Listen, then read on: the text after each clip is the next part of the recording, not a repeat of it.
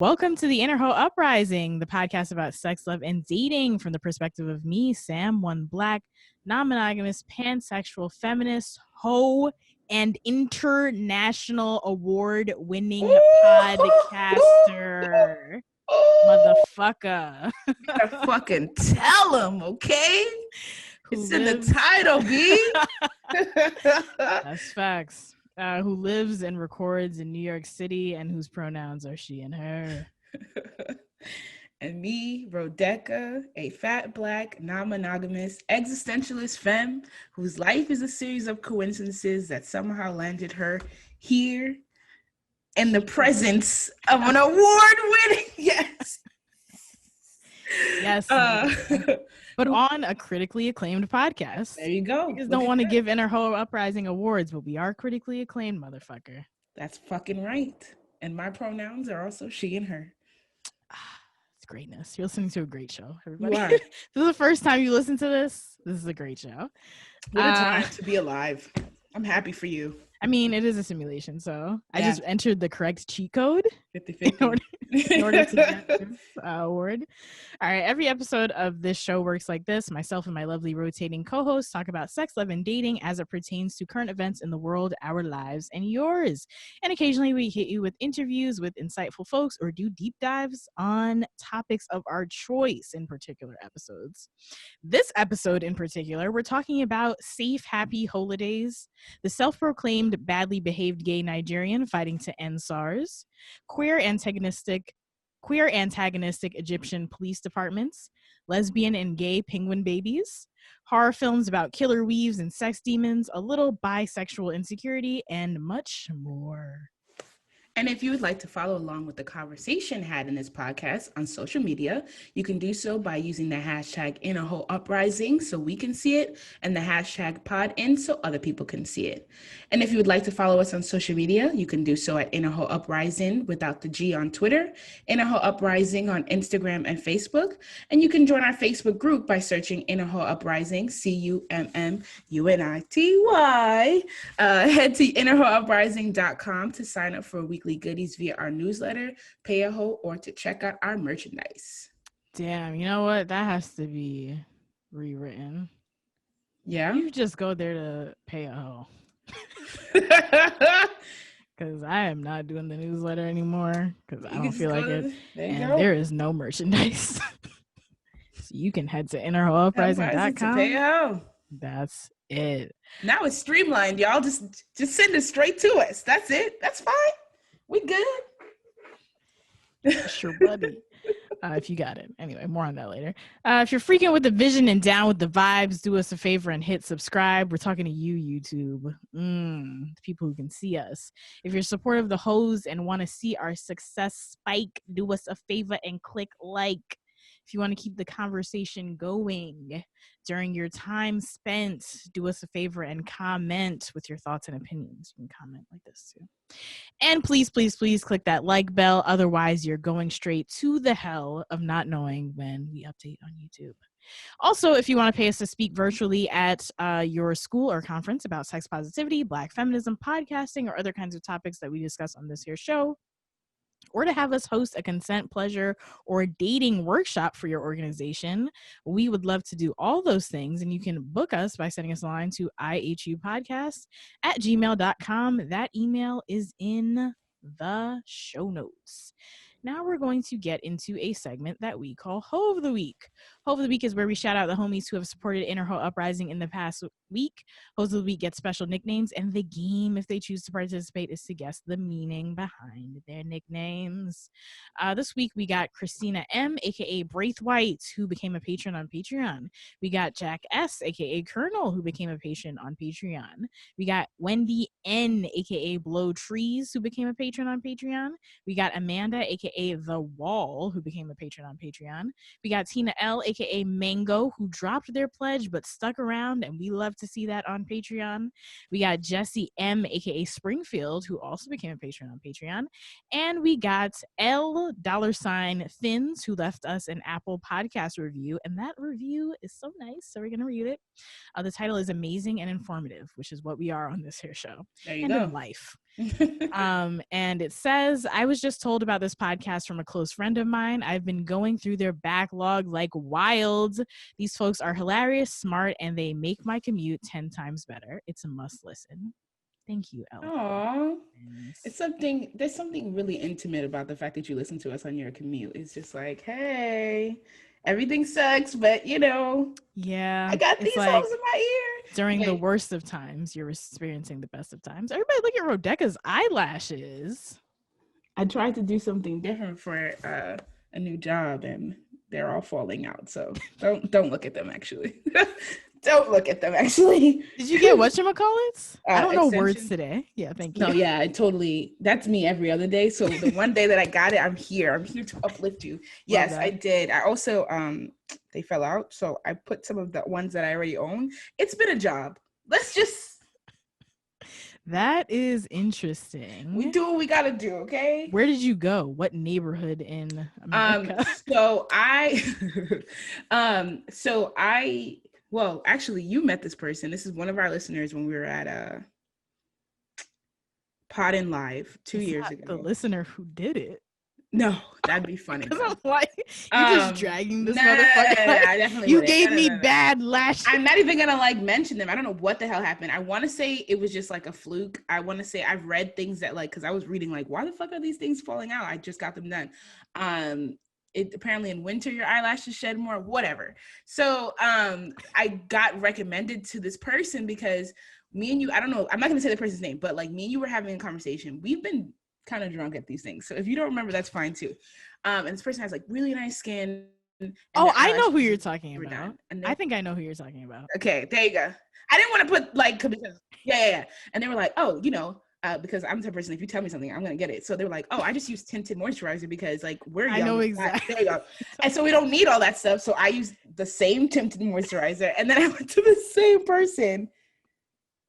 And I try not to be creepy, but maybe it's just not for me. Maybe it's not, because it looked great on them, but for some reason it does look great on them. It was just bloop bloop plop plop plop. That's fucking me up now because honestly, because I've thought about lash extensions for a while now, because it's just why not? You're instant bad bitch. You don't got to do nothing. Just get up and go. And if you don't look close enough, it really did look like I tried to do something today, and that's what I'm trying to say. You can only see half of my face. So when I have my mask on, it's welcome to where because I'm at work. Maybe welcome to the party. Yeah, I'm scanning people in at work, but I'm just I know you see them. So I feel good, but then they started falling out, and now it's just I don't know. But I will say, is it a bar or you went to that same person? I went to the same person, the one person. It's one person. But to be fair, I went the day before, and they forgot that we had an appointment. Oh no! All right, you gotta toss it to the pandemic game. You gotta toss it to They probably didn't have the right glue, man. They squeezed me in the next day, but it was their last appointment, and it's a 2-hour long process. I did not know that. Yes, it's long. So I'm lying there, I almost fell asleep a couple of times, and I can hear the grunts of someone who's very tired. So I was just sorry. I'm sorry. Why are there grunts though? It was just like that, and I was just I don't know if I was upsetting them. It was a lot of things, and I pay attention to so much, so I felt every moment of it, and I was just I feel I was bothering them, but I had to keep reminding myself no, you're paying them, yeah. And I didn't make this time. I came at 12 the day before. You didn't remember, so I was very apologetic in my head, but I never said it out loud because I'm learning to no, take your space, because literally you paid for this space, bro. Yeah. But all of those things, as they were falling out, as I was home, I was you know what? She was tired, maybe. And I'm just watching them. When you could get a review on a podcast, but instead you do a bad race job. But we give you grace though. So how long are they supposed to last? Typically 2 to 3 weeks. And yours lasted 2 to 3 hours? The first one fell the day of. So, I was joking when I said 2 to 3 hours. Oh, I thought you were there. I didn't know you were joking. I'm sorry. I saw it. Yeah, you were in the window, yeah, it's supposed to be 2 to 3 weeks. I did also ask for a wispier set because I've seen a lot of really, they're all not thick and ugly, but very full. And I don't like that. I feel it looks. I like wispy too. Yeah. So I've been blaming myself for asking for wish because I'm like, maybe people get it super thick. So like when one falls out, they don't even notice that one. Like they don't even miss that one. So that's why I was like, I've had a couple of like weird conversations. I was like, this is what you get for trying to be all cat-eyed and cute but it's really just like the person didn't do as good of a job as they should have. And that's exactly what it is. We don't trash and if wispy is the issue, then you say, I don't recommend you get this because this does this. Exactly. Yeah.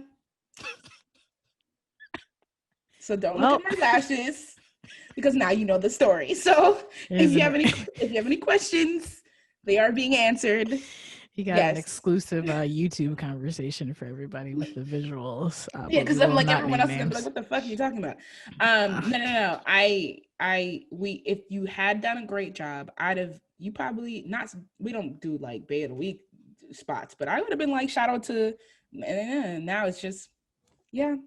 Damn, son. I don't blame the person who suggested them though, because they look bomb on her. Yes, they do. So maybe I'll just chalk it up to the game. I'm not deterred from doing it again. I'll just go somewhere else. Good. And then when you find that good place, when you find that good place, I'll go to that good place. But now I'm just like, I don't know. Because I went to your weave place.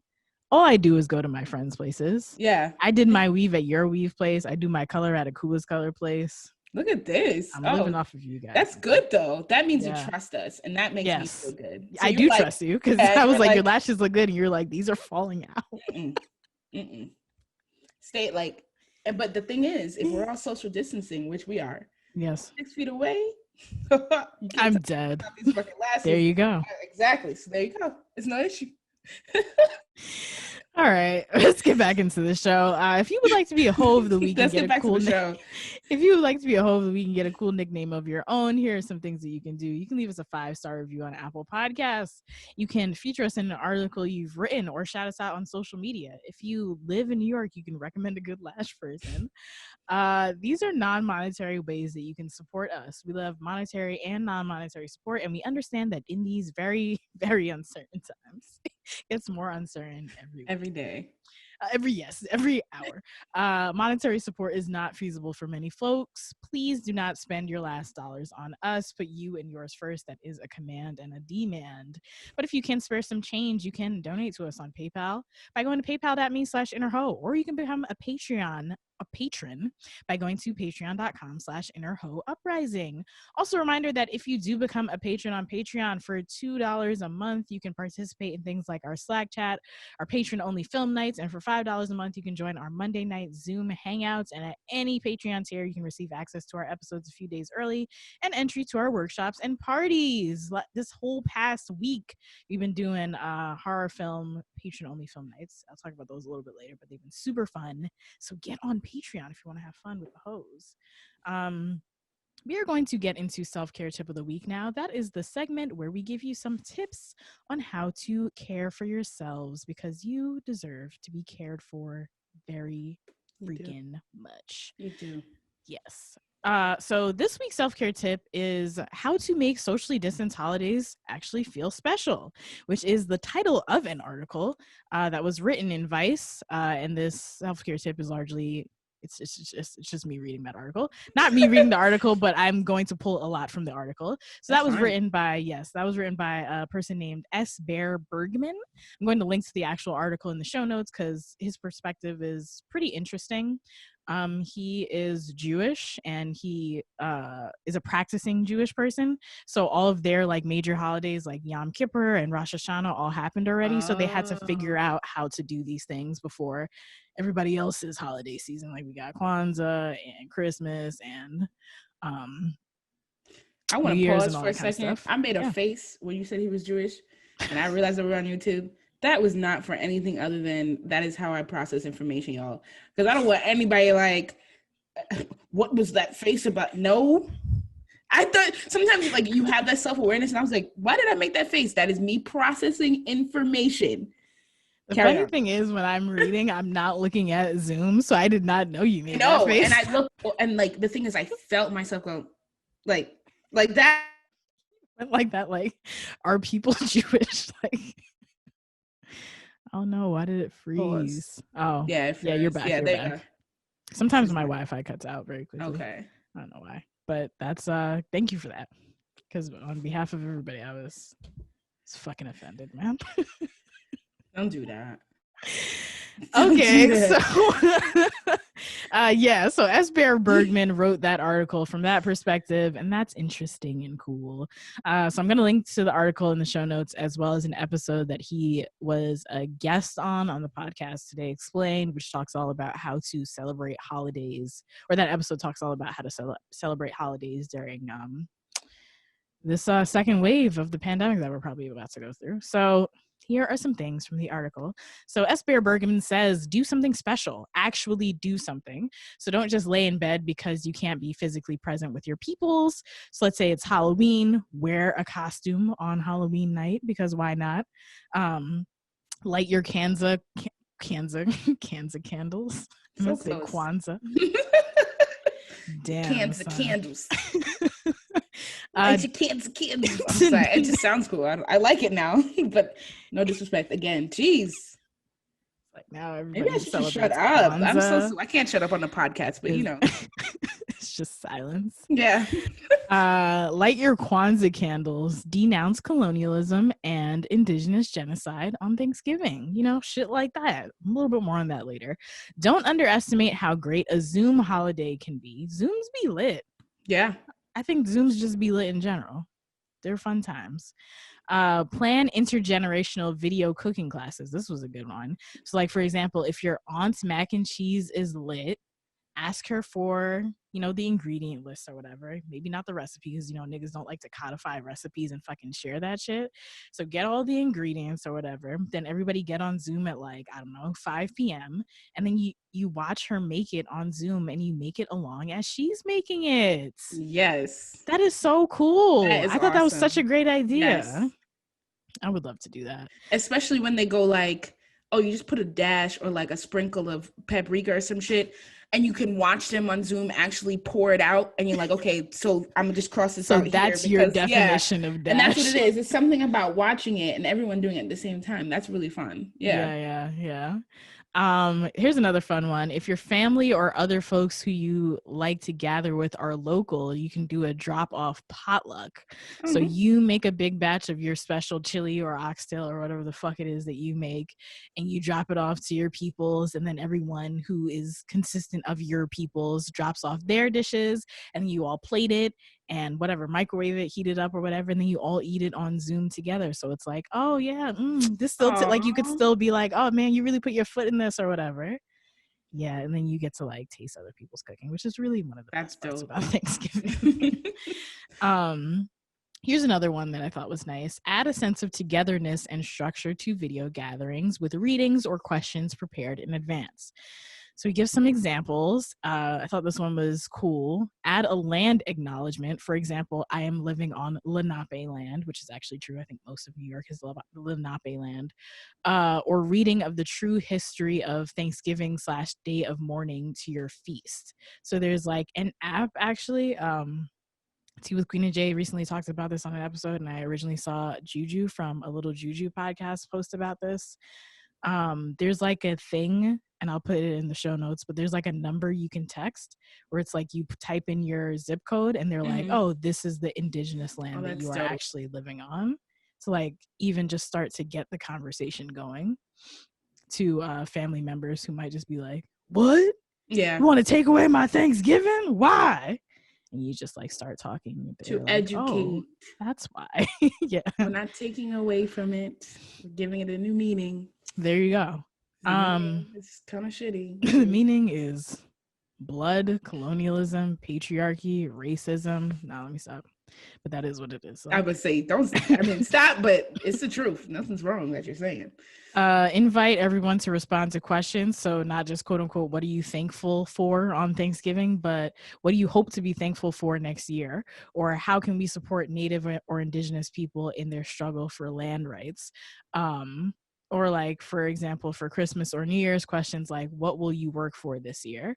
What do you want to do to end this year? What do you want more from this year? And then he says, even little kids can answer. I'm like, I think little kids should always be able to answer. Like, why? If we were asking certain questions, little kids would be like, "Nah, that's not for you, youngin. Yeah. What are you grateful for this year? Nah, you ain't grateful for nothing. Grateful for these nut. Like, I don't know. Maybe it's an easier question than he thinks because people underestimate how How complex smart kids kids. can be. Yeah. Yeah. I don't know. I like those also because a lot of them are like very future facing and it feels like Yes. there is no tomorrow a lot of the times Yes. in this shit. So it's nice to even engage in that kind of headspace. And this might not be the year you want to reflect back on necessarily. It's a Not to good say that point. Let's just look we forward. made it. If you made it, we made it. But at the same time, it's like maybe I just want to. 2021. I know that new year, everybody's gonna be screaming a little different. Like 2021, don't do this to us, please. So I can see it definitely being future forward and more fun. Yeah. Here's some other suggestions. He says, draw names in advance and have everyone give a 2-minute toast to another guest. That is mad fucking sweet. Give everybody their roses. Make sure everybody's name gets pulled so everybody actually gets a chance. It's just one person or like 3 people and everybody's like, we love Auntie Sandra or whatever. Like, and that's it. Yeah. The best part of the family. Here's another nice one. Ask your older relatives to tell stories about their first airplane ride, first telephone they had at home, first date, first job. How much did things cost in blah, blah, blah year? What do they remember about what they ate or wore or heard or saw? And that type of shit will get people talking.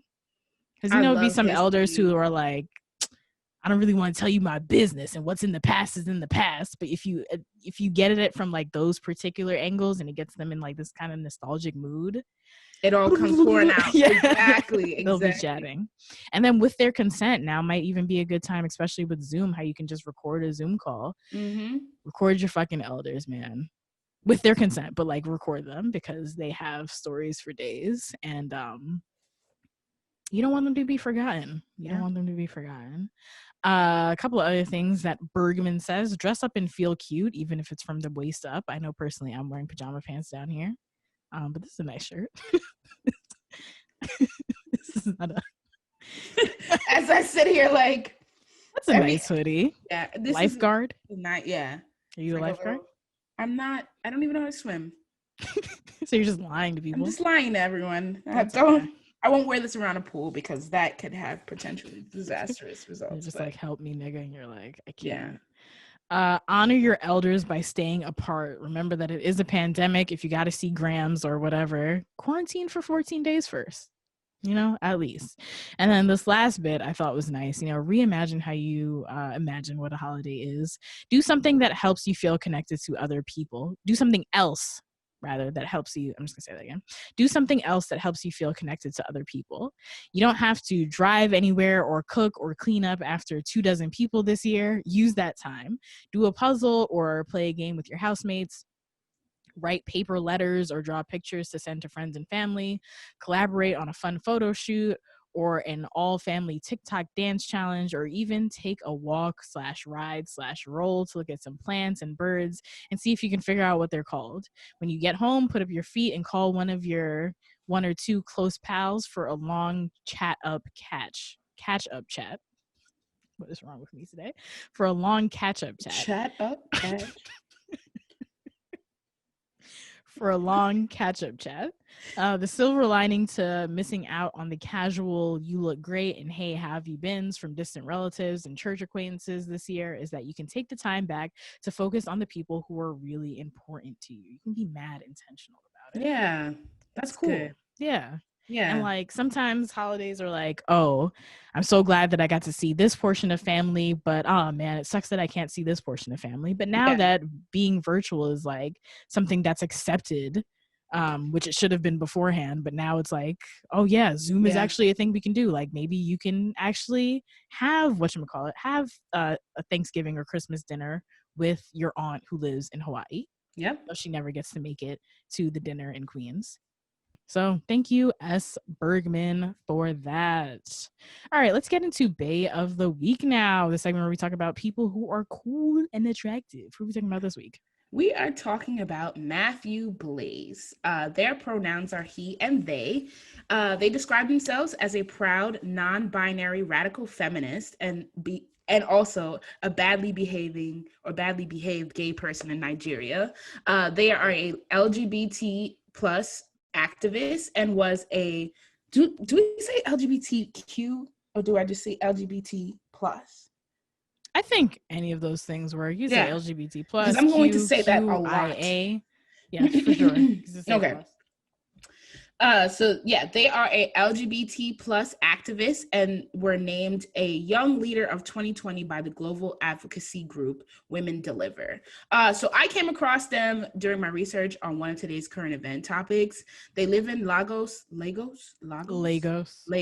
You know how you read things, and I've definitely been reading this, but you just have your own way and then you finally have a conversation with someone. This is that time. Lagos, yes. Nigeria. And they share their experiences with SARS on Instagram, as well as being featured in Pink News and Out Magazine. I'll talk more about their personal experiences, obviously, because they're on the front lines of what's going on and what's been on the news this week. And I think they're also dope and attractive, and I appreciate the work that they're doing for queer lives. So after the Lekki Tollgate massacre, Blaise began working as a part of the SAFE HQUSE. It's pronounced Safe House, but it's like headquarters for the HQ. The Safe House Project, which is supporting displaced queer protesters and survivors of the Lekki Tollgate massacre with accommodation, medical support, and other vital needs.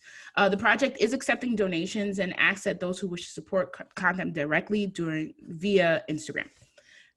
Yes, but they are dope, and I will talk about them more later. So it kind of seems kind of brief because you're like, why are they dope? But I really got into this story, so we're gonna talk about all of that in a little bit. Okay. Wow. That is amazing work that they're doing, and they are also attractive, which is quite. It's always a plus. Yeah, it's always a plus. But yeah, I just think like I have a deep reverence for all of the Nigerian folks and the queer Nigerian folks who are on the front lines of the hashtag endSARS, hashtag endswap movement. I just think they're like incredibly brave. And yeah, just like sick and tired of the shit and trying to make some change. And it's just like it's very scary and very disheartening to see the kind of violence that they've been met with from the state, you know? Yep. That shit is very disturbing. But let's get into more violence from the state. Yeah. That is inflicted to the people, particularly queer people, in a segment that we like to call Fuck That, which is our current event segment. And Rodeka is going to get into how Egyptian police are using dating apps to find and imprison LGBT plus people. And we're going to give you a content warning for abuse, torture, suicide, rape. And we ask that you please check the show notes to see what time code to skip to avoid this particular segment. All right, go for it. So I'm always the first person to say that when I don't know something or I'm surprised by something. Obviously I knew there was homophobia rampant in the African continent, but reading this from the article, I was like, okay, we're gonna get some information. This is gonna be some shitty stuff. But when I say like, I was in the fucking laws part, I was in this, and I was just like sitting here like bewildered, dumbfounded, and just really deeply hurt by the things that I was reading and just like knowing that all of this is happening. And it's just like, as I read this stuff, none of this is light. None of this is something that you're going to be like, okay, let me take a break. And it's going to be a little heavy, but I think it's always important to know something. So that's why I'm actually really glad that I did this article. So as Sam mentioned, the article name is Egypt Police Using Dating Apps to Find and Imprison LGBT plus People. It's an article by Gemma Fox on independent.co.uk. So security forces are entrapping Egyptians by using dating apps like Grindr. They create fake profiles that they use to meet LGBT plus people, and then when they meet up with them, they arrest them. They then unlawfully search the victims' phones and use the information from the apps to keep them detained and bring charges against them. Egyptian law does not explicitly criminalize homosexuality, but it does have several provisions that criminalize any behavior or the expression of any idea that is deemed immoral, scandalous, or offensive to the teachings of a recognized religious leader. So according to a 2013 survey by the Pew Research Center, 95% of Egyptians believe that homosexuality should not be accepted by society. So public morality and public order-based laws have been used against LGBT plus people, as well as anyone who supports these attitudes. So after they find and they meet up with people from these apps, they throw the individuals into jail and subject them to torture and abuse and incite fellow inmates to abuse them as well. So Yassir, who's 27 and their pronouns is he and him, told Independent about his experience with the Egyptian police. He said, when they came back with the police report, I was surprised to see the guy that I had met on Grindr is one of the officers. They beat me and cursed me until I signed papers that said I was practicing debauchery and publicly announcing it to fulfill my unnatural sexual desires. Quote unquote. Quote unquote. Yes, that's what he said. The organization Human Rights Watch has documented cases of torture, including severe and repeated beatings and sexual violence in police custody, often under the guise of forced anal exams or virginity tests, quote unquote, around virginity tests. Police and prosecutors have also inflicted verbal abuse, extracted forced confessions, and denied detainees access to legal counsel and medical care. A political activist and transgender woman, Malek Al-Kashif, I'm sorry, I'm American, I sound crazy. They're 20 years old. Don't say you sound crazy. I don't say you're pronouncing it your best. I'm trying, you're right. I'm sorry, I'm pronouncing it to the best of my ability. They are 20 years old, and she said that she was arrested and put in a cage-like cell the size of a freezer after attending a protest in March 2019. Security forces questioned her about her private life, her sex reassignment surgery, and her relationship with other activists. She said, this is her quote, "I suffered the worst verbal abuse I had ever encountered by police officers, and they forbade me from going to the bathroom for 2 days. They subjected me to a forced anal exam, and they sexually assaulted me," end quote. Human Rights Watch interviewed 15 people, 8 were victims of sexual violence, and 6 were forced to undergo anal examinations. Virginity and anal tests constitute cruel, degrading, and inhuman treatment that can rise to a level of torture and sexual assault under international human rights law. That's a quote by Human Rights Watch, or HRW. So these attacks are a result of a fierce anti-LGBT crackdown in retaliation for the protests that emerged after what is known as the Rainbow Flag Incident. So the Rainbow Flag Incident, or someone, if you might heard of name Sarah Higazi, Sarah Higazi was attending a rock band, Mashru Leela's, that's the name of the rock band, a concert in 2017 where she and a number of other Egyptian youth, they raised rainbow flags to support the Lebanese band openly gay singer Hamed Sino. A photo of her with the flag began to circulate on social media, and Egyptian TV hosts themselves began to incite against Egyptian LGBT communities and against those who raised the flags in specific. The hosts urged the Egyptian state to take immediate actions against anyone who was involved in the incident of raising the rainbow flags during the concert. And we even went as far as to share personal information of some of the people who raised the flags. As a consequence of this campaign by the Egyptian media, the Egyptian state started to arrest a number of individuals based on their actual or perceived sexual orientations and gender identities, whether from the streets or dating apps or even from their houses. Between September 25th and the end of November 2017, they ended up arresting at least 85 people, and many of them were subjected to the same abuse and the same sexual violence that I mentioned earlier. Sarah was one of those individuals, and according to the New York Times article titled "Arrested for Waving a Rainbow Flag, a Gay Egyptian Takes Her Life," written in June 2020. This is directly from the article. I didn't change anything. She was detained by Egypt's authority and tortured with electric shots. She has been charged with inciting debauchery, and in custody, she was molested by female cellmates in police order. She was then transferred to solitary confinement. After 3 months of confinement, she was bailed upon pressure from Western and South American diplomats. Sarah then fled to Canada, fearing prosecution, and was granted political asylum. And then I did actually insert something. It was actually there that she committed suicide. She committed suicide this year in Canada. Can you say died by suicide? Sure. It was there that she died by suicide in June 2020. The reason of her suicide was notified as severe depression due to her past life trauma. Mm.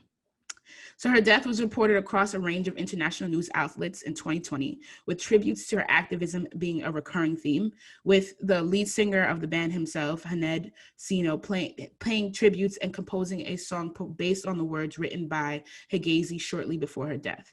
And there was a wave of international support and solidarity from everyone, but because that happened, Egypt decided to do even harsher crackdowns in retaliation, basically saying, like, you see it, we're not unapologetic, and now that you guys are saying anything, anybody basically who came forward who might have been in hiding because they felt like this was their moment in the sun, they're now cracking down even more. That's actually like the sad, maybe not life cycle, but cycle or push and pull that comes with just like actually coming to equality. Yeah. And I think we're like really seeing shit like that to different degrees all over the world at this point. Like, niggas get buck, and by niggas I mean my niggas, like the people who I fuck with, like the people who are on the right side of history. And because of that, like people who are on the wrong side of history get even bucker, and it just gets like increasingly more violent until things come to a head. So I definitely think that's what's happening in Egypt. I just want to say, because I'm not going to cut it out for YouTube, but I am going to cut it out for the podcast. But the reason why the language, and I'm surprised that was in the New York Times said committed suicide. I'm almost 100% certain, but the reason why people have changed that, especially as it pertains to like journalistic publications and how people in mental health fields talk about suicide, it's like when you say committed, it's associated with doing a crime. As opposed to holding space for people who are killing themselves because of a disease like depression. You know what I mean? I totally understand. And that's something that, again, you know, I'm always down for correction because I had no idea. But now that I'm hearing it, that totally makes sense. I'm actually looking at it, and I think I actually want to retract the fact that I said I took this from the New York Times. I think I took it from another article that quoted the New York Times, and I just went to New York Times and they did not say committed. So I want to put that on the New York Times. That was me. I apologize. On behalf of Inner Ho. Don't, because they're going to be like, you misquoted us. No, I'm sorry. I'm human. I apologize. So yeah, that was just the fact that it's even referred to as a rainbow flag incident. I'm just like, it's on the Wikimedia page. It's just like something that people know as soon as that happened, shit went down. And it's happened 3 years ago, but it's trickled into today. Right, especially because she had just passed away a couple months ago. Exactly. Which I remember when that happened, and when you started talking about her, I was like, oh yeah, that happened like last year, and you said June, and I'm like, yo, this year has been too fucking long, son. It really felt like last year. And it was literally like 4 months ago. Yeah. 4 months ago. Oh my God. And like that's unfathomable, right? Like, but it was this year. So shit is really happening at all times.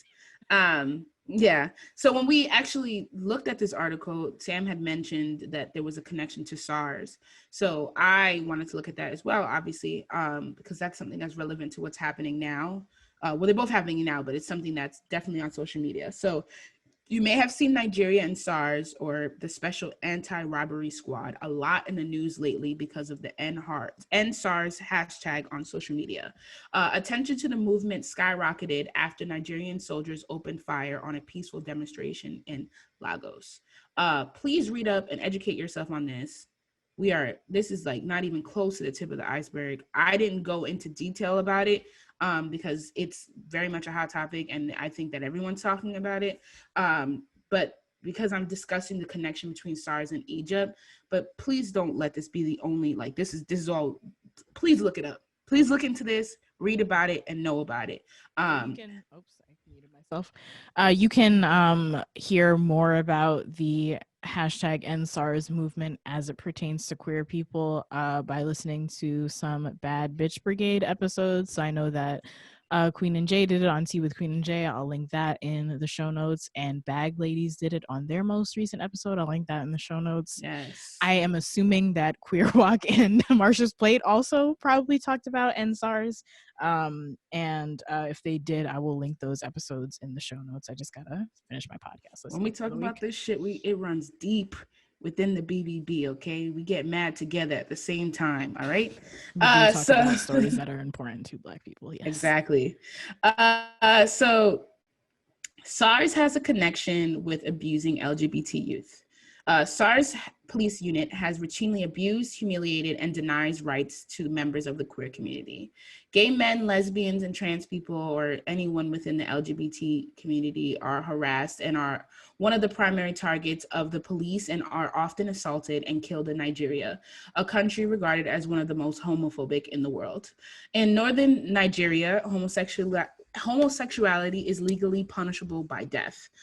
In the rest of Nigeria, it is punishable to up to 14 years of imprisonment. Pew Global Attitudes reported in 2007 that 97% of Nigerians residents believe that homosexuality is a way of life that society should not accept, and it was the second highest rate. Mali is number one of non-acceptance in the 45 countries surveyed. Do you know what those 45 countries were and why they only chose 45 countries? Is it the countries where it's illegal? No, USA is on there, like France, Egypt, because I also use Pew Global Attitudes, the most recent one for homosexuality, and they're a little further up, but they're on there on the top. I guess maybe that was just the way they got the most data. It's a really long, like a really extenuating, and extenuating is not a word. Extenuating, that's not the word either. Extensive. Woof. It's late. It's a Sunday. We're balanced. That's what it is. You're here. I'm here. It's not just me alone. But yes, it's a very long. It's lengthy. I'm not sure why they only did 45. I think they did like major. They're like, these are the 45 most homophobic countries. Let's talk about it. Let's talk. But then why stop at 45 and not 50? Yeah. Okay. That's just an odd number, but that's what they got. So of the 45, they were number 2. So SARS follows a similar routine as Egypt when detaining LGBT people. And in Pink News article, activist Matthew Blaise, oh, you might have heard that name before. Shout out to the homie, but not really. We don't know them. We want to know you though. You're a nice person. Well, you seem like a nice person. So they talked about their own experiences with SARS. So this is where I had gotten into my research, and then I was like, oh, I looked into this person and I really got interested in them. So they were once stopped by 4 armed police officers while walking to the beach, and they were told they were walking like a woman. When they were asked what crime they committed, they were told it was perceived homosexuality. So officers tried to make them open their phone. Levels of wild that is just like, that's like levels upon levels of wild. Like, and it's just like, it's almost corrupt politicians are actually out here like committing crime towards the proletariat, but you're out here arresting people for perceived homosexual. How is anything perceived a crime? And it's a lot of perceiving, and it's just like, the transphobia, the homophobia, all of it. Man, shit's rough. The audacity, okay. And officers tried to make them open their phone. They said, I didn't open my phone because they are able to blackmail you and track other gay people on your list, Blaise explained. After Blaise refused, they were pushed into a police van and detained. I didn't put that here because it sounded a little crazy not crazy. I gotta stop using that word. I didn't put it in here, but I remember the quote, because I remember it, I'm just gonna say it. The officers had said something about Blaise having maggots in their anal cavity, and that they were gonna check it, because that's what happens when you sleep with men. You basically, and that's what their anal cavity for that. Wait, you said, and that's where, and then you had cut out. Oh, that's kind of one of the reasons why they legitimize these anal searches that I mentioned. Yeah, because I didn't get those. When it in regards to the Egyptian police either. So they're checking because like, what are you trying to see? So it's obviously them extorting their power in some fucking weird way. Not weird way, just a disgusting way, where they're just like, I've noticed also a trend that it's just like, okay, this is a gay person or a lesbian person, so you specifically have a female officer come and do it. And it's like you're condemning this, but you're also kind of like making it into something like two women on each other, because it's just like, yeah, this is what you like, kind of. And it's very disturbing. They're like, exactly.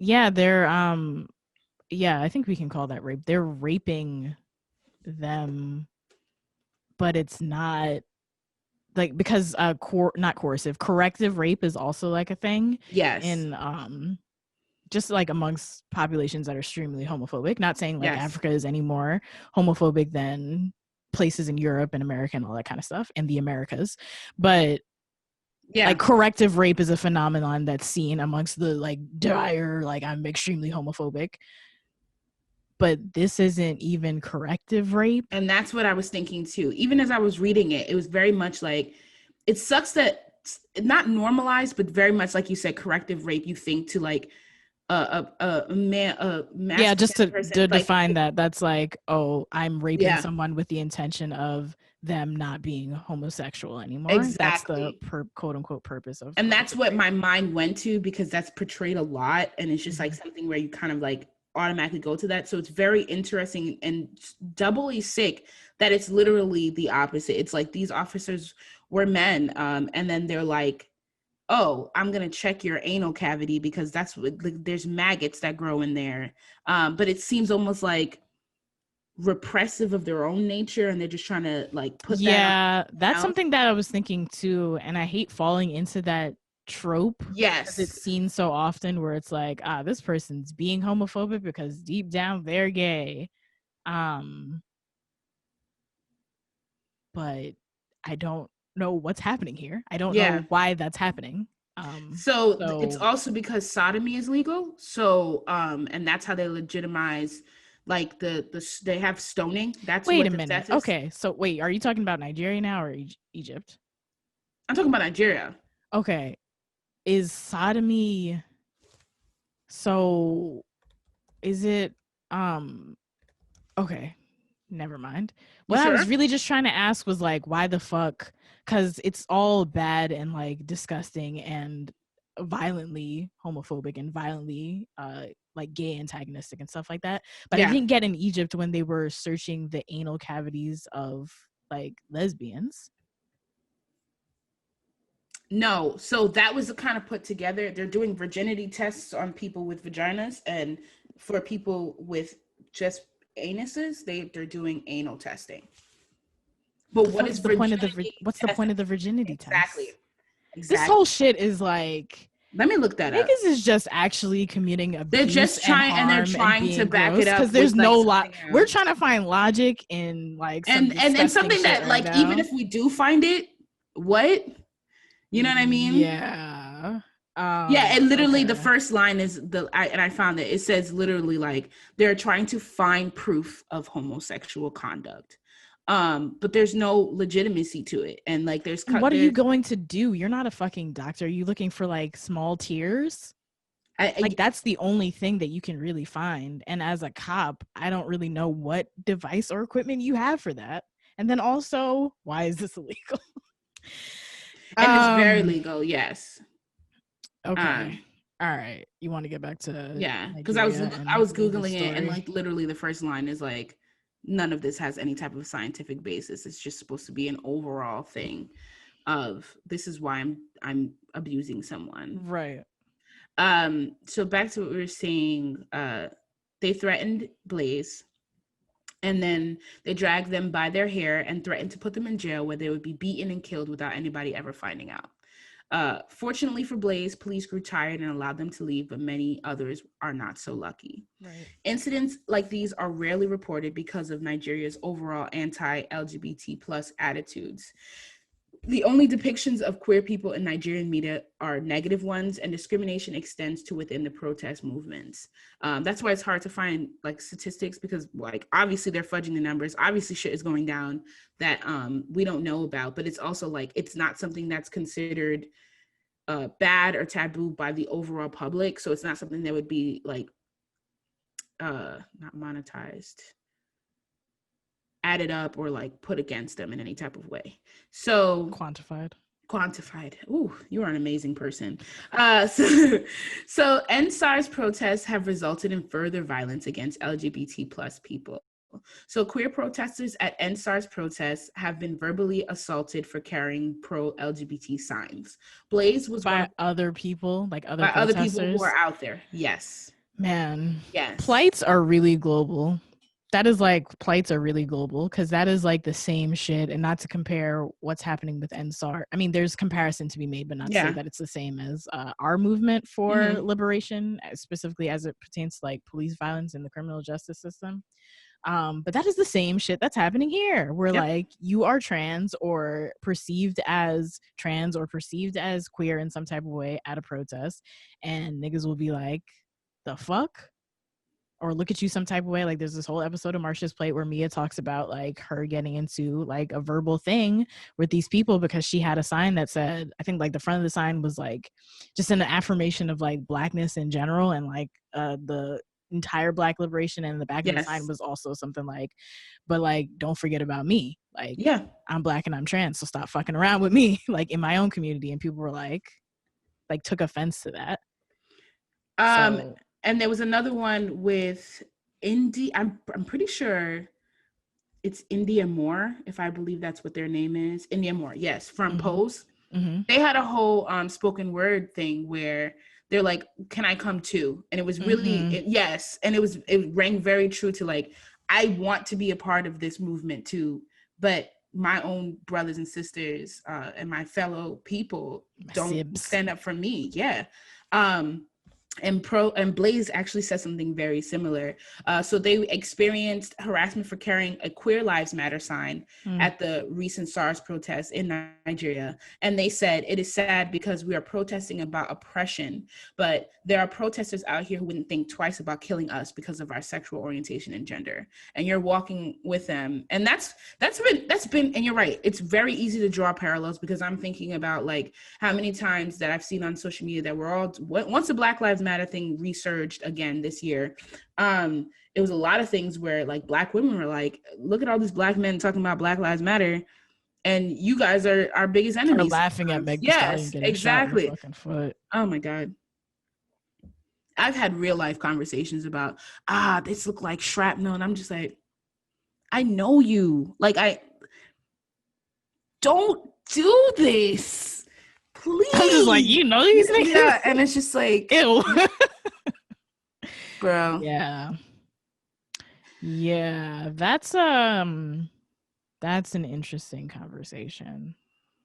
Yeah, that's been upsetting. But you know that as a Black woman in America, you're just looking at it, you're just like, yeah, I don't know. I'm going to go off on a brief tangent. Yeah, not. This is a podcast. We can talk about it. Exactly. I was listening to the Black Guy Who Tips podcast today. Shout out to Rod and Karen, and they were talking about like niggas like Ice Cube and shit like that, and like this idea the coon ship has been activated. This idea that and I'm sure you've seen this on social media, like Black men are the weakest link, and like we are all like rallying together around getting like this motherfucker out of office and stuff like that, and like trying to like push the country forward in a more progressive position. And niggas like this are like, well, I don't know, you know, he makes some good points about money and he's a good businessman and shit like that. And Rod, I don't want to be 20 Cent. I fucking hate 50 Cent. I will publicly say that. I think it's the worst. Apparently he retracted that because Chelsea Handler told him to, which is even great. There's a lot of bad stuff, but that's a different rabbit hole. But basically, like, so Rod was saying like there are these niggas, and I mean I'm saying niggas, the gender term now, Black men specifically, who there are some who are falling into this trap and you know, weighing patriarchy over race. And racial solidarity, like wanting to play with white men instead of wanting to uplift Black people in this country, and that the majority of Black men still vote Democratic, and they vote Democratic. Not saying that Democrats are good, but like, come on, if we're talking about racial uplift, Democrat versus Republican, there's an obvious like way you should Yeah, be yeah, there. yeah, yeah. But he's like, they're voting more Democratic than any other race of males in this country. And he said something about, and I just like think that it just comes back to everybody's particular plight, you know. Yeah. He said something about like I think he said, but maybe he didn't, but I think he said he understands why some people are just like, I'm done with these niggas, but as a black man himself, he can't be done with these niggas, so he still has to not denounce all black men and give grace and educate people and lift people up, right? And so like when we're saying this, and I just think about like the fact that SARS is like fucking up everybody who's of a certain class in Nigeria, and specifically even more so fucking up queer people in Nigeria. As a queer Nigerian person, I'm not speaking for queer Nigerian people, but as a queer Nigerian person, I'm assuming that it would just be like, man, fuck y'all. Like, I'm just ready to like be like, we all have our own plights, and like a lot of like when certain things happen here or whatever, like when particular people are killed by the police and it comes out later that they abuse women or they were homophobic themselves, black women would be like, well, I'm not marching for this motherfucker, and I'm not marching for this motherfucker. Or queer people will be like, I'm not marching for this motherfucker.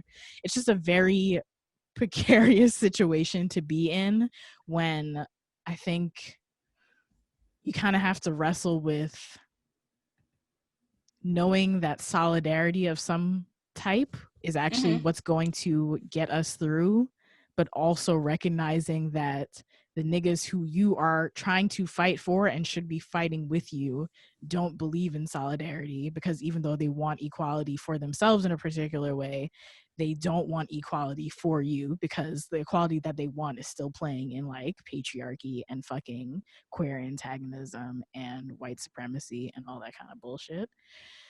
And so as a cis woman who is kind of queer but not like outwardly presenting lesbian or only attracted to women or anything like that, I'm just like, I just feel like this is my burden. Like, I just feel like I gotta talk to all you niggas. Yeah. So it's funny that when you said like, oh, it's people I know about the Meg the Stallion shrapnel thing, and in my mind I was like, why the fuck are you talking to those kind of people? But then I'm like, should I be? So that was that whole tangent. That was that whole thought process. And that's fair. It's like a lot of the time I have people in different categories in my life. Like if I want to just like hang out, or like sometimes I have people that I just watch just to see like, oh, this is how the other side lives. It's very weird up in here. But it's most of the time like it's people that you forget have to have these point of views until something important happens, and then you're like, okay, I will never keep you any closer than 2 arms length away from me. If that makes any sense. Like people on Instagram that I'm like, I didn't even know we followed each other, but here you are responding to something that I posted, and then I'm like, okay, I'm not gonna have a conversation with you again. Or I had to have a difficult conversation because the person that I've known for a while, I used to work with them, and they asked me to hook them up with somebody else that I know through the podcast. I'll tell you that later. Okay. But yeah, they asked me, and I was like, no, like that was the first, like, it's not that I'm a weak person, but I'm very much of a pacifist, and I'm very much like, if I can avoid something and not have a confrontation, I will. And I don't like that sometimes, because I feel like some things need to be said. So I have been trying very hard to just say, no, I'm not going to do that. And I was proud of myself, because I said, I was just like, you know, based off of what I know about this person, I don't think that this would be something that I would feel comfortable doing.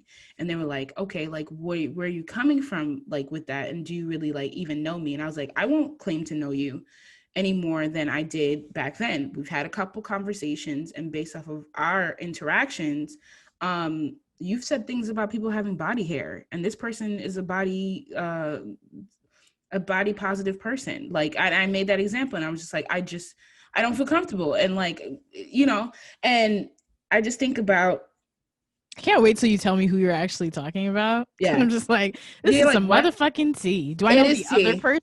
You know the person who they were trying to hook up with. But I Absolutely. don't know the person who No. reached out to This me. is a coworker, so you I don't just know want the to person. make fun of them. Yeah. So and then it's also like little things like a person like that just reminded me that is somebody that I technically know, but I would never sit here and I would break bread with this person because at the end of the day, what am I gonna do? Like fights? I don't fight people, but at the same time, this is never somebody that I would ever like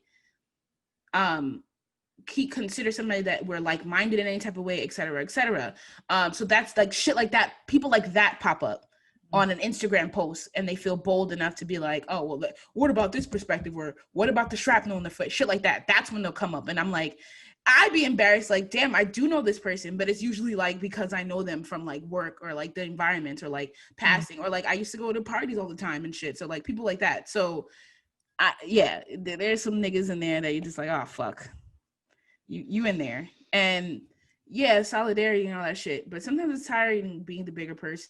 And sometimes it's tiring to explain to people like, you nigga, like if I say this is a person who is pro LGBT and they're an activist and they're body positive, and you know in your fucking mind that like you are homophobic and you just talked about like not liking body hair and shit, like why are you still inquiring further? Don't do this. It's like you're trying to prove to me about something that you know you're gonna try and change this person. I don't want my name on that shit. Or you're gonna try and have or they outwardly want to be fucking all of the phobics and shit like that. yeah, and it's just And all like the shit you're like not that, but still fooling trying to me. fuck, which is another thing.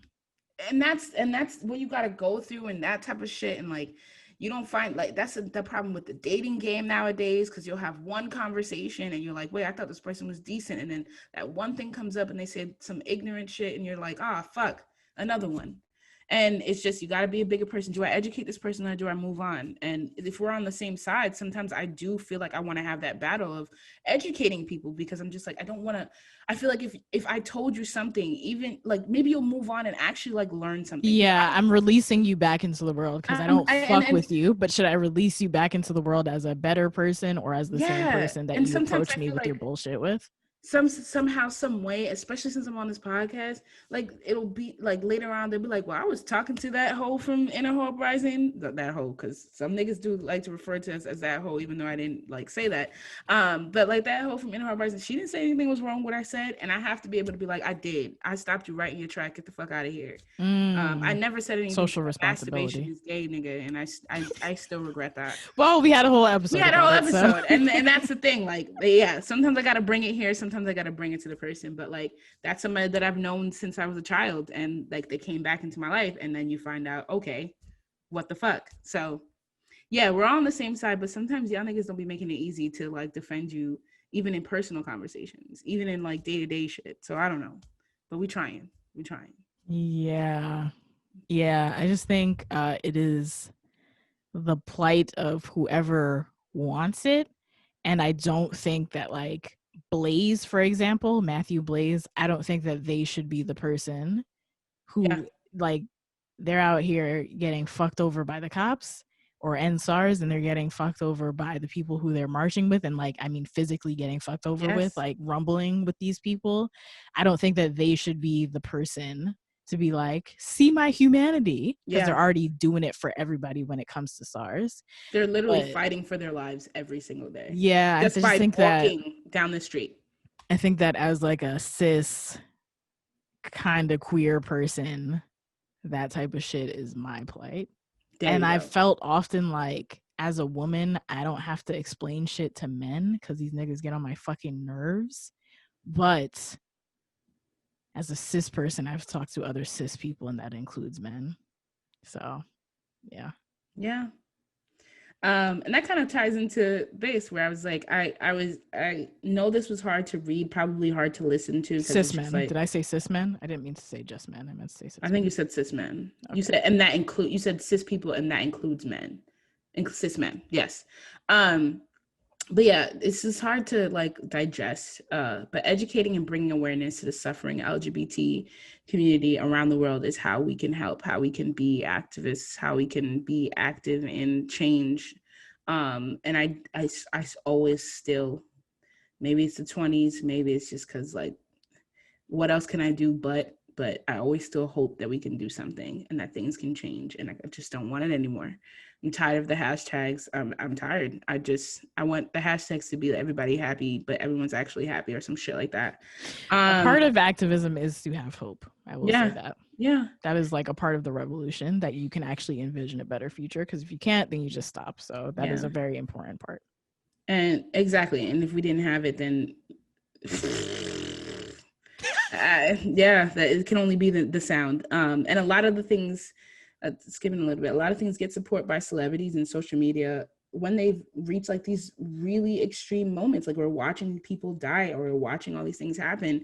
And I feel like if we're active in searching for information, if we're active in like, okay, I don't know. I don't think that we should always be in crisis mode, but sometimes I think to myself, and this is the way that I think, like when things are fine with me, I have this moment where I'm like, I'm always thinking about if things are fine with me, I would want to know what's going on in the world, or if everybody can feel this way. And I know that no matter what's going on, there's always someone else who needs help, or there's always someone else who's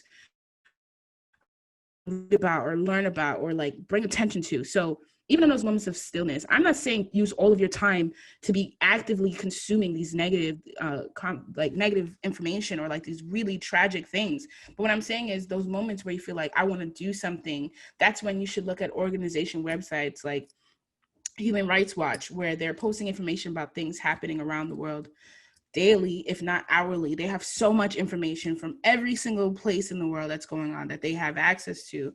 And starting these conversations, you could donate to organizations who are on the front lines and are helping. Like we mentioned before, there's Safe HQ House.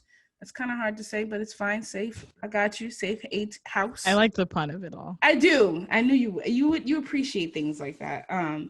So they're out there doing things that you don't think about, but there are people who are totally affected by this. I don't think about it because that's a privilege that I have, where it's just like I'm also a queer person, but it's not outly facing. I'm not in Nigeria. I'm in America. Like, so there's so many things that like these organizations are created because there's a need. And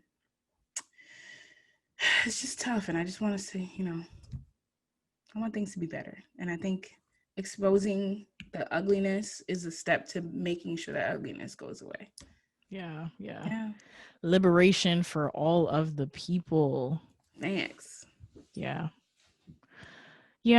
Like I said, definitely check out the resources regarding endSARS that will be in the show notes for this episode. I'm also going to drop the link to the story about Egypt that Rodeka just told us about in the show notes for this episode too.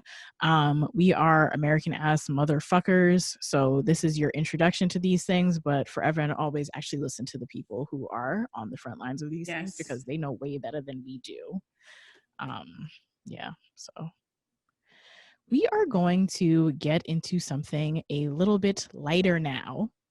Penguins, and the fact that they do be gay, though. But first, is the conversation in this episode so far resonating with you? Is it helping you learn some new shit? I sure hope so. Is it helping you unlearn some old shit? I hope so too. Or just allowing you to have a good ass time? You say that it is? Wow. Well, we love to hear that.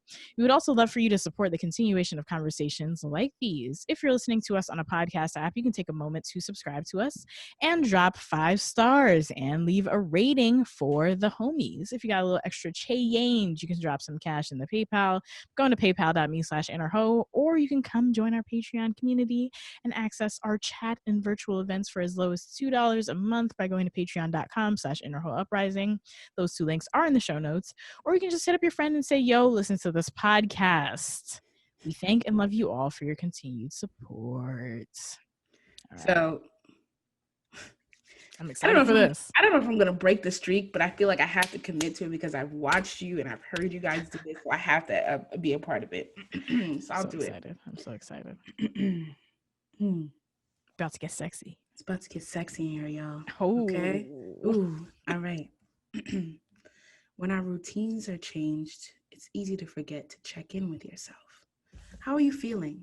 Do you need a break? If you need to hit pause and take a moment for yourself, Dipsy can help. Dipsea is an audio app full of short, sexy stories and guided sessions that are designed to turn you on and help you get in touch with yourself. The stories are relatable and immersive, so you feel like you're right there. And there's something for everyone, whoever and whatever you're into. They add new content every week, so there's always more to explore. Find stories about a spontaneous hookup with a hot stranger, getting closer with that sexy yoga instructor you can't stop thinking about, or even stories about that new toy together or getting tied up.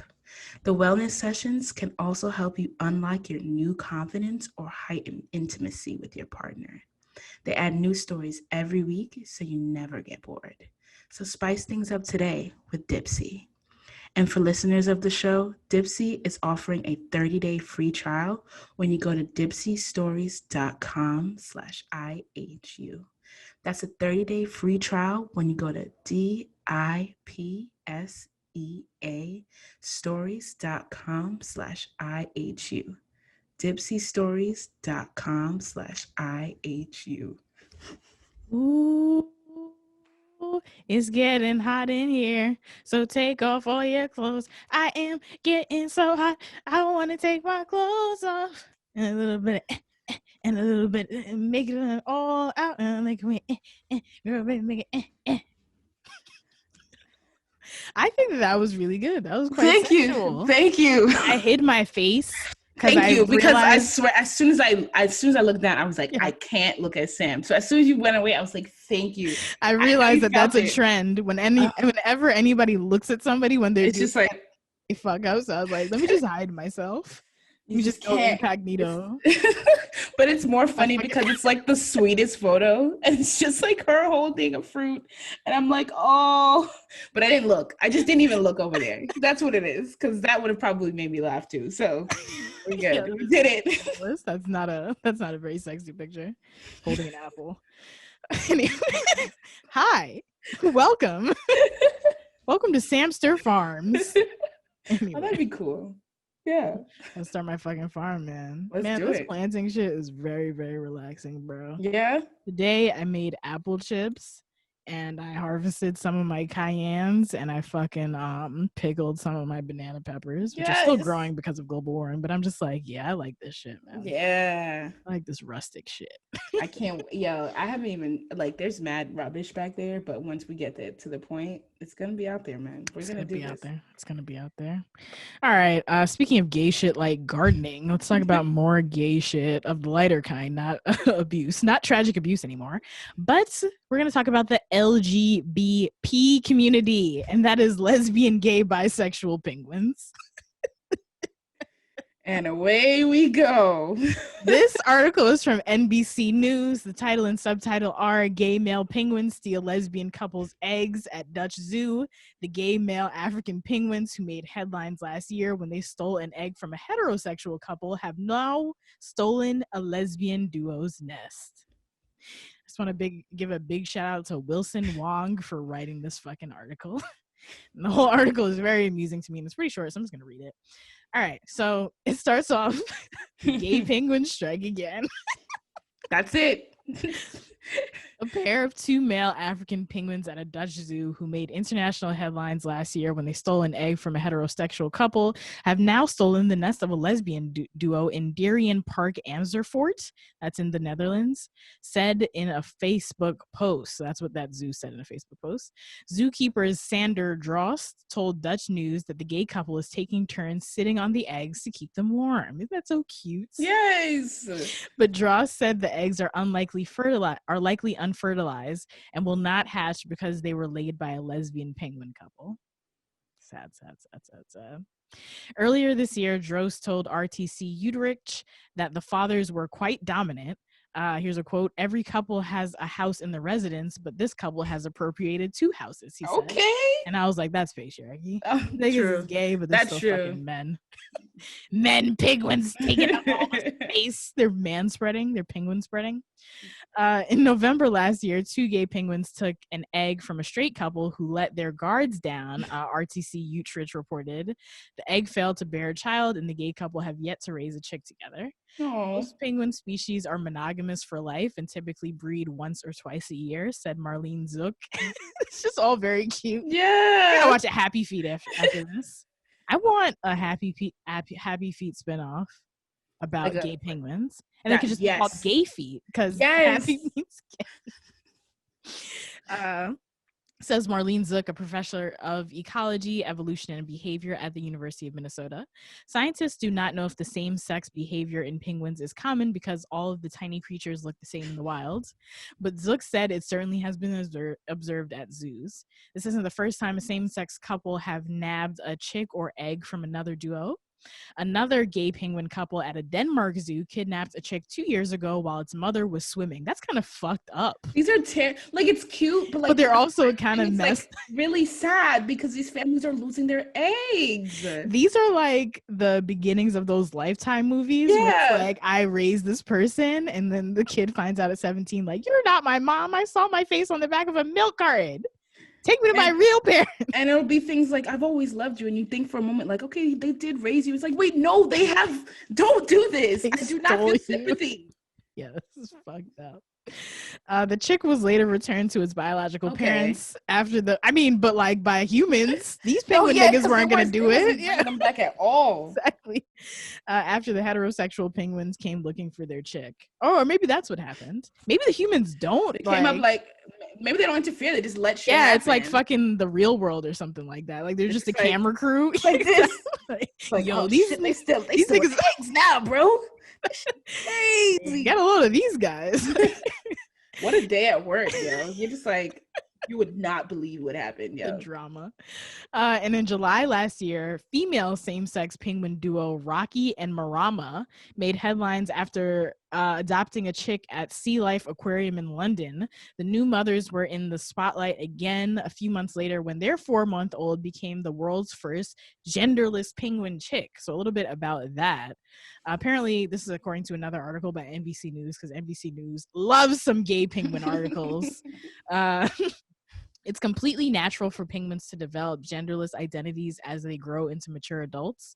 Despite this, however, newborn penguins are routinely given gendered names and colored tags at Sea Life by humans. Until now, that is, the adopted chick of Rocky and Marama have been tagged with a gender-neutral purple band for identification purposes. Nice. Shout out to the they, them fucking penguins. That is cute.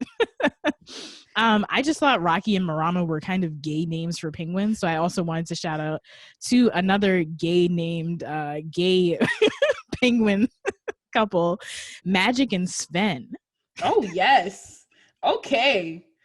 These are some mystical / They sound like strippers. Magic and Sven. What's Sven? Isn't that from like Eastern Europe or something like that? Like I imagine just like a vampire looking Sven, white I think man of like in I think it's like a Speedos. CVEN or something like that. Like something really maybe like I get where you're coming from, but I wouldn't have expected to be spelled like that. I just see niggas in Speedos. No, like if you look up Sven, it's just that penguin. Like that's not that's interesting. Really? I've heard that name before. That sounds like a Zoolander character or something like that. But it's spelled differently. That's what it is. Oh, like SVEN maybe? Yes, that's that. There you go. SVEN. I said CVEN. That was silly. Yes.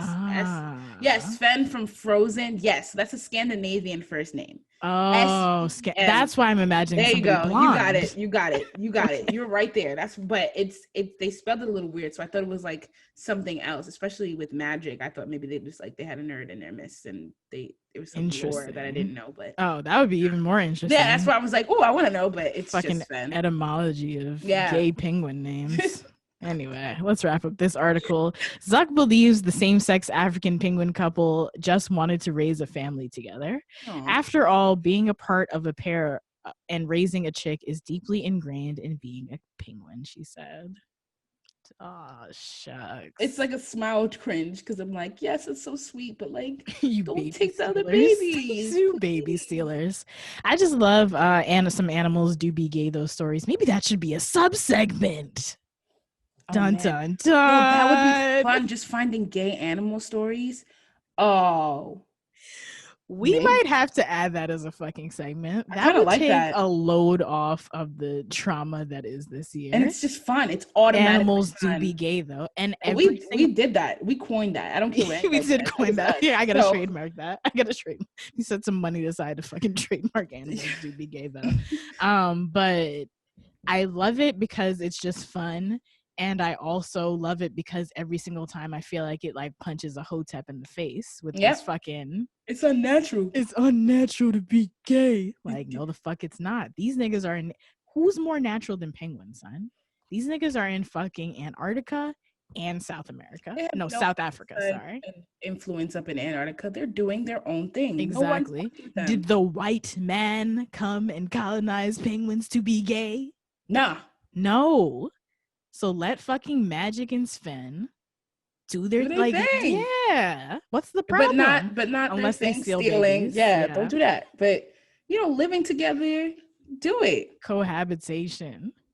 I love it. All right. Well, if you want Animals Do Be Gay though to be a new segment on Inner Hoe Uprising, let us know. Yeah, let us know. But also, I'm doing it anyway. I was gonna say, let us know if you like the new idea we came up with. Not even at this point. Don't even tell us if you want it. Oh man, that is so fun. All right.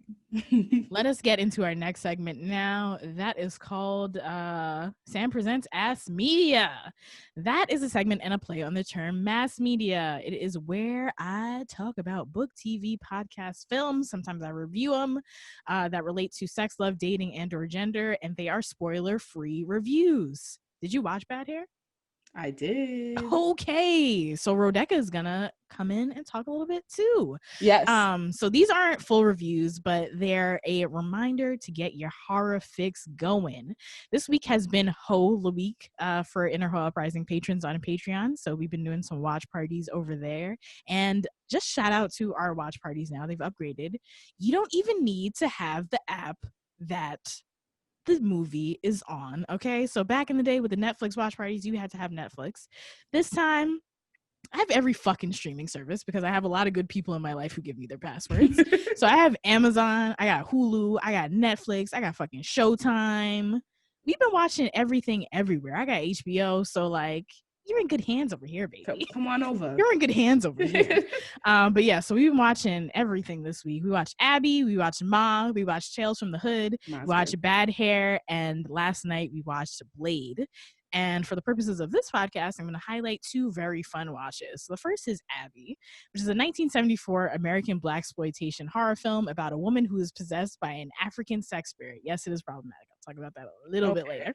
Last year, we actually spoke to Monica Estrella Negra as a part of our Occult October series on the episode Black Women Are the Final Girls.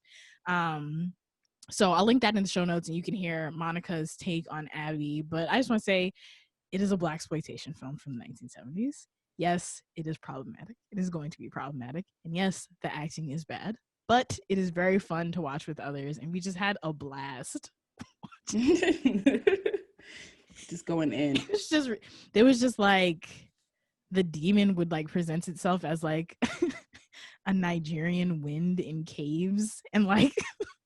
the rush of sex demonness would like fall over the main character and she would just oh my god it was extremely fucking ridiculous. I really love ridiculous I love stuff. ridiculous shit. My thing, yo. I really love ridiculous shit. The worse it is, I was thinking about, and this like I guess we're in the spirit of like talking about shit that we want to do or like thinking about doing, like, yeah, if y'all would, because me and Sam both like this shit and all of us like it, I'm sure Robin and Cool would be down too. Yeah, like we will watch cringy shit and just fucking laugh about it, son. It's a good time. There's so many different like undercut, like low budget shit that you don't know about. Deep cut shit, yeah. And they're so good. Yeah, so good. And the good thing about deep cut shit is that, I mean, honestly, yes, the niggas who made Abby deserve to get paid, but also, yes, we are in a fucking pandemic and niggas don't got money like that. Yeah. And Sam is not casting for y'all every day. Abby's on YouTube. for free. There Not you one of go. those fucking pay for it YouTube movies. It's on YouTube for free. Oh shit. So like, also, we don't have to worry about like, oh yeah. Somebody's like, this movie was expensive. You can't talk about this. Nah. Well, here's a fun fact that Corey, one of our patrons, dropped in the chat. I think it was like made for like maybe like $300K, and this fucking film Abby made like $4 million. Whoa. Like, talk about a come up. Yeah. And then something weird happened where like the people who made The Exorcist, I think Monica talks about this on the episode, but the people who made The Exorcist, because it's kind of similar, like bitches being possessed and acting wild. I believe the people who made The Exorcist sued the people who made Abby because they were like, you stole our thing. I don't know if they stole it or not. Okay. And they had to like shut down something. I don't know. Niggas got sued. There's sucks. There's a little bad film history for you. Niggas got sued. I don't know. But in the realm of ridiculous horror films, let's talk a little bit about Bad Hair. So Bad Hair is a 2020 American comedy horror film written, directed, and produced by Justin Simien. Came out like last week. The plot is terror strikes when a woman's new hair weave seems to take a life on its own. My short little take before I open the door to let Rebecca chime in. It is a campy, fun watch that takes place in the 80s, plays off of 80s horror vibes. Everyone and their mama is fucking in this movie. Yo, it's like every scene, it was like, you're in this too? It was a new cut to a new room, and it was like, everyone would just turn around and go, yes, I'm in this movie too. Right? Yes, I'm in this movie too. Damn. And it was just like everybody, budget. Yo. I was sitting there, I Google everything as I'm watching. I'm like, yo, you was in this, damn, that's crazy. You know, another thing about this, I looked at it earlier. I think the budget was only $8 million. So I think people were just in this for They were fun. just like, fuck it. Yeah. I don't think they like got paid or anything. They were just like, let's have a good time. And I earlier on, there's like a music video, and you're like, oh, that's funny. Like, you know how they do it in Insecurity, so there's like a scene with it. Yeah, a scene. I didn't think they were gonna like talk about it again, so I was just like having a good time with that. But yeah, it's like a lot. It's a lot. Yeah. Of people. And yeah, the plot, as stated earlier, is just hair is killing niggas, and that's kind of funny to me. Like that's kind of funny. So it's definitely fun to watch with other people. And my advice would be, don't take it too seriously or expect some cutting edge, Get Out, Jordan Peele level social commentary. Well, what did you think about it? Which I think that they, like, when I saw the ad, I don't know if they took themselves seriously. I hope they This movie did not take itself seriously. I'm thinking so. To me, it's There's quite obvious that this movie no did way. But when I saw the trailer, I definitely was expecting, but that could be because, you know, Jordan Peele has come into the game and has like kind of changed the genre a bit and made it more like, as soon as I see black horror, I'm like, all right, this is going to be something Jordan Peele-esque. But I love that it was campy. I was like, yes. I was like, I love a campy horror film. I do. And it was like, there was no way they were trying to make things look super realistic or whatever. Yeah. What I really liked was I liked there's like a story that's kind of interwoven into it, and it made me want to like look into other stories that could be similar and kind of like the lore. Yes, exactly. Like lore, like, and just I like the imagery and stuff. Blair Underwood is in this movie, and he is just a fucking fine man, yo. So seeing him in any, like, even for 5 minutes in this, I was like, okay, I'm having a great time. I was expecting him to be a trash ass nigga. You'll find out if you watch it. Yeah, exactly. Because he's a trash ass nigga. But he's just like, he's in it, but they're like, there's this imagery that like kind of goes in. It's like a motif, a visual motif. Exactly. So that type of stuff was really fun. It can't have taken itself seriously. There's just no way. No. And it's just like, I mean, even though it's not like this cutting edge, like, oh, you're gonna learn a lesson. It is kind of like just the talking. It still says something about Black life, and that does. We all relate to. And yeah, it's like it's a nuanced commentary of what it means to be Black and have hair and be a woman. And the opening scene, oh man, we're not going to spoil anything, but it's just something that, like, if you've ever gotten your hair done, there's a lot of relatable moments. And you're just like, and I was like, that's so cute that they made this horror, because it's not fun. Like, it does. Yeah, like, it actually is horrific. Like, it's getting at some very painful things that if you are Black and a woman and have done things to your hair, you know what the fuck we're talking about. And I was like, wow, that's like really where the horror lied for me. Like, there were some parts where I was like, oh God, I can't look. And that's why it was like, I think that's what made it even more fun, because it was just like, that was the scene. Some things, exactly. And some of the scenes was just that, with some like music under it. And yeah. But like shot in a really horrific way. Exactly. Like, yeah, this shit, it does hurt. Yeah. So I definitely had a good time watching it. I would recommend it. And like Sam, just don't go into it going like, man, like, let me learn some things today. It's just like, have a fun time. And I did have a fun time, especially with all the cameos and like Lena, what is it? Waithe. There you go. Yeah. She was funny. She's in it. There's a lot Yeah. of people Yeah. just like, all right, they're funny. And Yeah. It's cool to keep being like, oh, you too? Oh, you yeah, too? yeah, exactly. That's exactly what it was. So that Yeah. it's fun. Yeah. Yeah, I guess I only watched the trailer once, Mhm. so maybe that is what I took from it. But I think I'm very like, okay, once you start to present yourself to me, I'm going to believe what you're telling me. So I didn't really know what the fuck to expect going in, but as soon as it was like, oh, this is ridiculous, I was like, Yeah. oh, hey, we're having a ridiculous good time. I also just quickly want to say that Get Out was cutting edge social commentary, but I'm not sure if that is what Peele's brand is going forward. And I don't know if he's ever told us that. So we should believe him because That's us true. is not cutting edge social commentary. Nope. I think maybe, and I think when he tried to put Comments that were made, points were made, points but were made, and like the us was plus not men, fucking like Get Out, bro. us was not Get Out at all. And like, And I need some motherfuckers to stop acting like it was. Because it's that typical shit where people are just like, okay, this was made up by the same person. I have to sound a certain way so that people don't think like, I don't know what I'm talking about. But by saying that it's similar, we know you don't know what you're talking about. Like, they're not similar in any type of way. Get Out is just like a standalone, holy shit, this is a great movie with it. Like, it's fresh, it's all that type of stuff. And it's hilarious in some moments. It's just a good movie. Yeah. And us, I'm not saying it's a bad movie. I need to start walking into It had expectations. issues. Yes, walking into things without expectations. It had there were plot issues. holes. And I think that I was expecting us to be of a Get Out caliber. Yes. And that is why I was 100%. disappointed in it. Here's a big tangent. But I have nowhere else to put this because I have not started like a media podcast yet. But sometimes I want to say stuff and I don't use Twitter. The Boys season 2 was a trash fire. Did you watch it? It was so bad. It was so fucking bad. It was so fucking bad. Season 1 was so good. Thank you. So like, this is where it needs to be. Halfway through, I'm like me and my brother would watch it. I'd just be like, oh, it's comedy at this point. Like, oh, The Boys season 2 is not what The Boys season 1 was. Now we're just watching it because there's explodey stuff and gore and it's kind of funny. And yeah, sure, we kind of like these characters.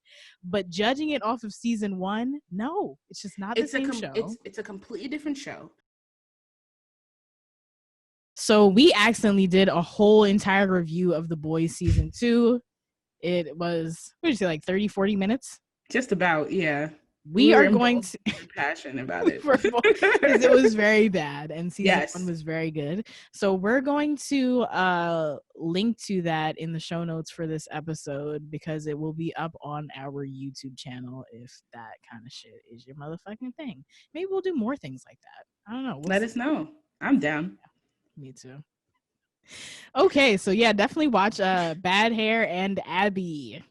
All right, now we're going to get into our last segment, and that is a segment that we call Fuck You. It is where we read your listener letters. If you would like to ask us for some advice, share your hotels, or rant against the white cishet patriarchy, you can send your thoughts to ihupodcast@gmail.com. Please include your pronouns. Also, because we are in the future, you can leave us a voicemail, and we'll play it and respond to it on the show. You can drop us a line at 404-491-9158. That email address and number is in the show notes. All right. So today we have a letter from Chris. Chris's pronouns are she and her, and the subject is watch me be insecure about my bisexuality. So Chris writes, hi hoes, I really love the show. You all are insightful, funny, and very honest.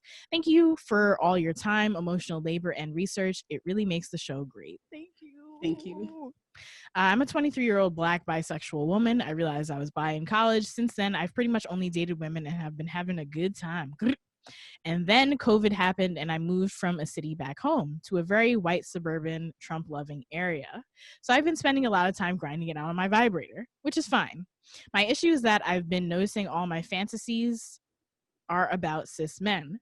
I'm not really against it, but it's frustrating and confusing that porn and erotica, etc., are of other people doesn't really get me off. In my actual dating life, I don't have this issue. Like, I've had and enjoyed sex where there is no cis man to be found, but my fantasies don't reflect that. I also can't seem to create any new fantasies of any new people, so I just keep going back to my old ones. Any thoughts on why this is happening and how to get more creative / expand what I fantasize about?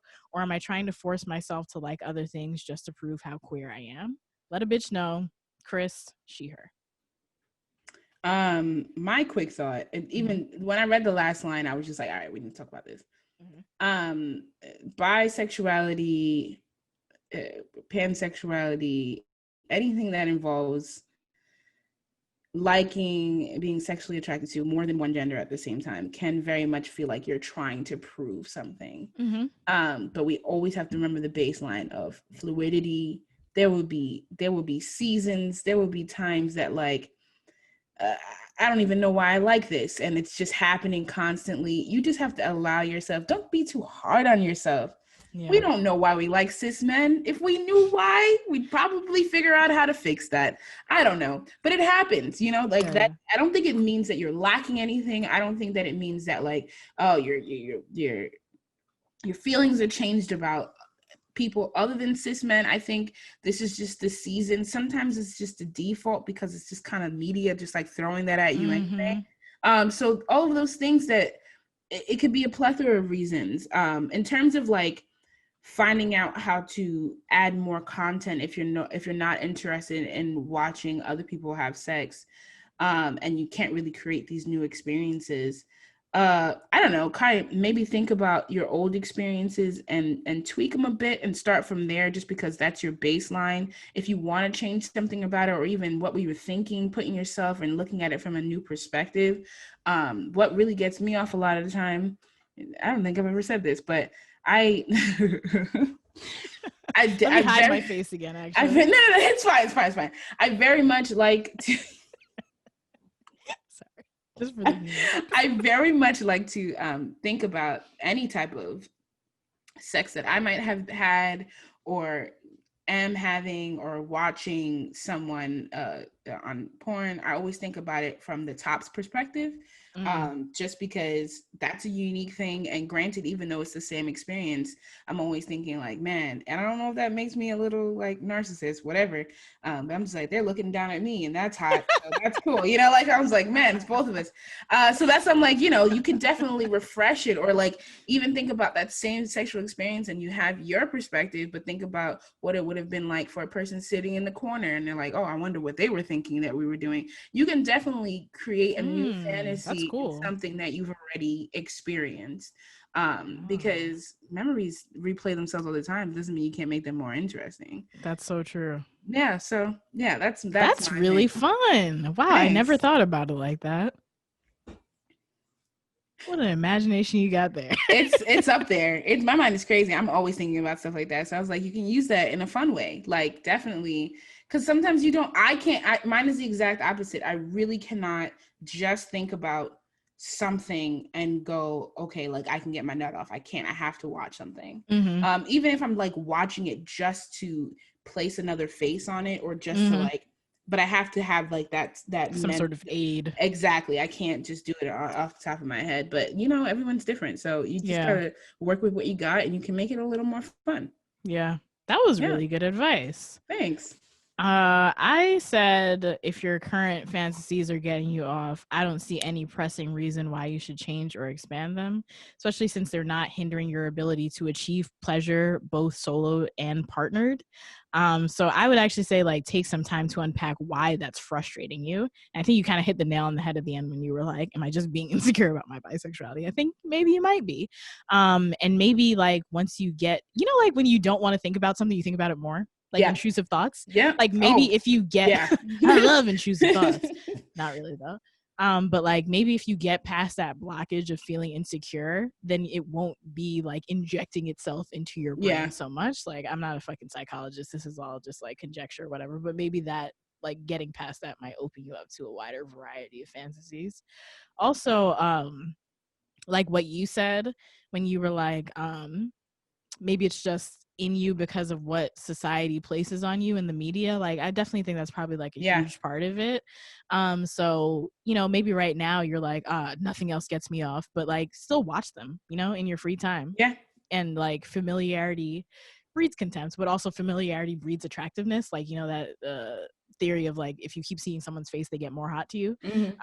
So like, even if it's not like your masturbatory aid, like engage in some non-cis men kind of porn and stuff like that, or read some non-cis men erotica, or listen to some non-cis men audio stories via Dipsy. Hey, and then we read another ad. No, I'm not gonna read another ad.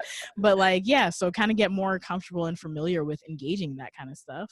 Also, another thing that you can do if you're in communication and still in that, you know, sexy kind of vibe with people who you used to fuck with back when you lived in whatever city you were in, like maybe have some like FaceTime sessions with them, or ask them to trade nudes or something like that, or like Snapchats or something, and masturbate to that maybe.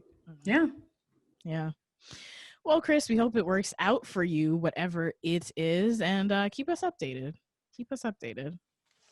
If this episode made you laugh, helped you learn something, made you feel good, made you question yourself in a good way, or positively moved you in any sense, please leave us a rating and review on Apple Podcasts or Stitcher. If you're on YouTube, subscribe to us. Rate this video with a like. Remember 5 stars? 5 stars. Yes. Yeah, that used to be a thing. And let everyone know that you love these hoes. We appreciate all of you. And if you would like to follow us on social media, you can do so at Uprising without the G on Twitter, Uprising on Instagram and Facebook. You can join our Facebook group by searching Uprising, CUMMUNITY, and head over to HoeUprising.com to pay ho. Where can we find you? You can find me, Rodeka, pronouns she and her, at Instagram, on Instagram, at The Darkest Timeline, or Twitter at Existing Crisis. Yes. And you can follow me at Sam Rid on Instagram and Twitter. We can see my super cool Halloween cosplays. Yes. Oh my God. New one will be coming on Wednesday. This nigga is cool as fuck, y'all. Oh my God. Cosplays do be fun though, and you can check them out on @SlamRid, both of which will be in the show notes. Yeah, we love you guys. Have a good week. Bye.